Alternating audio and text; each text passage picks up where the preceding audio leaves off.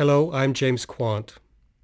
The graphic signature with which Teshigahara begins some of his films, that gash or crack that opens across the screen to reveal the name of his production company, is more than just striking design.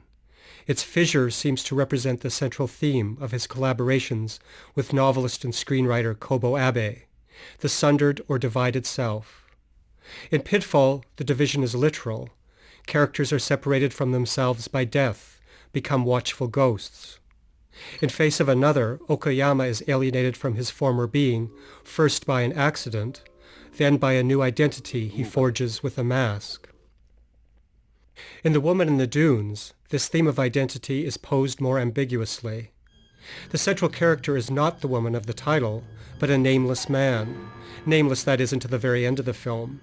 A school teacher and amateur entomologist who travels from Tokyo to the seaside to search for an insect whose discovery will get his name in an encyclopedia. Trapped by villagers to cohabit with a woman who needs help in keeping her hut from being swallowed by the sandpit in which she lives, the man struggles against his fate, but gradually comes to accept it. Freed through imprisonment, his freedom paradoxically granted by his capitulation to captivity.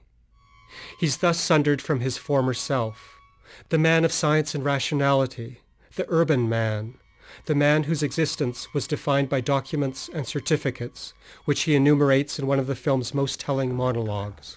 あらゆる種類の証明書、契約書、免許証、身分証明書、使用許可証、権利書、認可証、登録書、携帯許可証、組合員証、表彰状、手形、借用書、一時許可証、承諾書、収入証明書、保管書、さては決闘書に至るまで。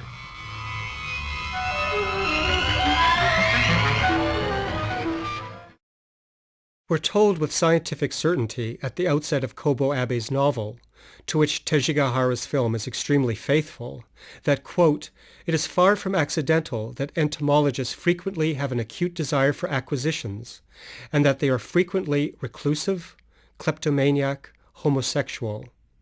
From this point to suicide, out of weariness with the world, is but a step."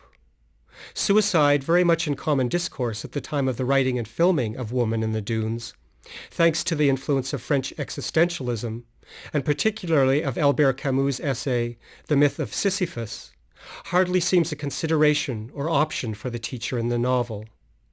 Indeed, in some ways, he seems to fit Camus' definition of the absurd hero. He revolts, at least temporarily. He loves with passion, hates death, is aware of the absurdity of his former existence. I don't know whether he's content or happy the way Camus describes Sisyphus and his eternal futile task. And I reject the commonly held idea that the work done by the woman and the teacher is similarly futile. They constantly shovel sand that just as constantly returns, much as Sisyphus pushed his boulder up the hill only to have it fall back down. But they do it to survive, rather than to carry out the punishment of the gods. They have agency, however limited, and their actions have a subsistent rather than absurd or futile purpose. As the teacher asks the woman, "Are you living to clear sand or clearing sand to live?" Dunes was an international phenomenon when it came out in the early 60s, something of a cult film, and one that inspired endless analysis. Certainly the film's proliferation of metaphor, its visual abstraction and allegorical tone left it wide open for interpretation. And there was the inevitable prattle about its being about the human condition or man's relationship to society, which can mean pretty well almost anything. This was the 60s, and the sandpit was variously defined as society, or the feminine element, or fate, or conformity, or the eternal, and the film's two main characters were likewise construed as symbolic figures.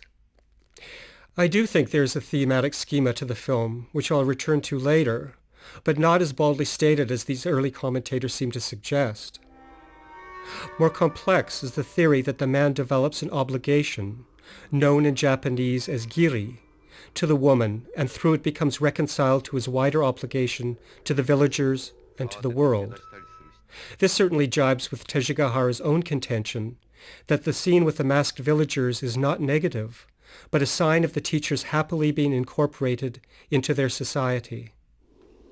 One analysis I find utterly refutable interprets the film as an expression of an ancient Chinese philosophy known as Taoism, which calls Dunes a, quote, Taoist Bible explaining how salvation can be achieved.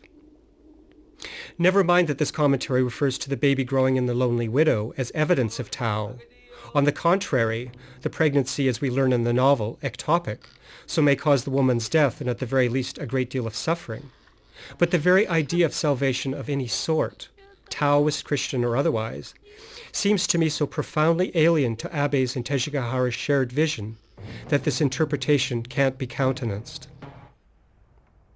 As popular, critically acclaimed, and garlanded with prizes, including 2 Academy Award nominations as it was, Woman in the Dunes did have its disparagers. None other than the recently deceased Arthur Schlesinger Jr., who once sidelined as a film critic, was one of its most passionate detractors, describing it as, quote, a piece of Japanese cafe society existentialism, phony through and through, an allegory worked out through a set of gross and mechanical images. When the man discovers a freshwater spring in his hole, for example, it signals that he has suddenly found meaning in life. Or when he and the woman make love, they do so to the roaring of the winds.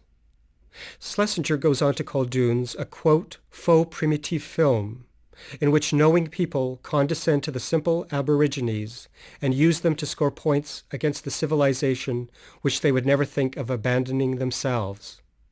Most direly, he says, its ultimate philosophy, followed to its conclusion, is the philosophy of totalitarianism. For the film tells us that a man finds himself when he abandons the struggle for freedom and resigns himself to the tyranny of fate, that true freedom is to be found in capitulation to necessity. So, from Taoism to totalitarianism, the wide variety of interpretations suggest how Dunes has served as a kind of cinematic Rorschach blot over the decades. Made for $100,000 with a crew somewhat larger than the one for Pitfall, but with an obviously smaller cast, the film is essentially what they call in theater a two-hander, Woman in the Dunes took 4 months to shoot, partly because continual work at the location was impossible, and the dialogue was post-dubbed, though it doesn't have that disembodied hollow sound I associate with so many post-dub films of the 60s. Sound is of course very important in the film. All that winching, creaking, heaving, sifting, and wind. Natural rural sounds which contrast with the sound of traffic and train we initially briefly hear over dark screen and credits, which establishes the urban world from which the teacher is departing. There's also Toru Takemitsu's nerve-scraping music. Unlike the music in Pitfall, with its thudding and sawing, its unnerving use of harpsichord and prepared piano,